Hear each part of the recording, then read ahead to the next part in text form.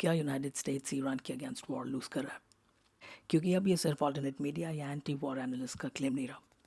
Washington के खुद के नॉन कंजर्वेटिव स्ट्रेटजिस्ट जो इराक वॉर के आर्किटेक्ट्स थे, अब ओपनली एडमिट कर रहे हैं कि यूनाइटेड स्टेट्स एक जियोपॉलिटिकल डेडलॉक में फंस चुका है।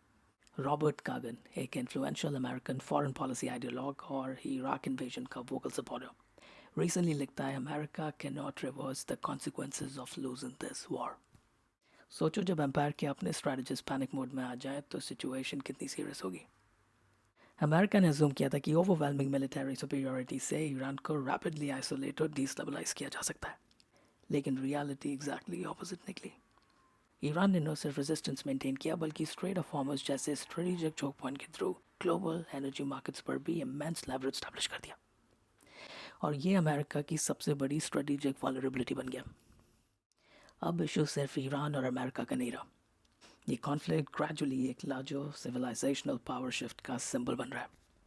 क्योंकि अगर वाशिंगटन अपनी मिलिट्री और इकोनॉमिक माइट के बावजूद डिसाइसिव विक्ट्री सिक्योर नहीं कर पाता, तो दुनिया भर के कंट्रीज़ ये कंक्लूड करेंगे कि US led unipolar order irreversible decline में एंटर कर चुका है, और इसी वैक्यूम में चाइना, रशिया और ब्रॉडर ग्लोबल साउथ अपनी बार्गेनिंग पावर अग्रेसिवली एक्सपैंड करेगा।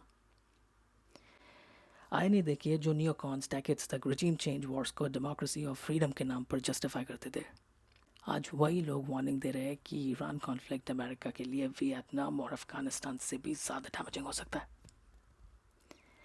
यानी the architects of interventionism are now witnessing the collapse of their own doctrine. और शायद इसीलिए दुनिया का जियोपॉलिटिकल मूड रैपिडली ट्रांसफॉर्म हो रहा है।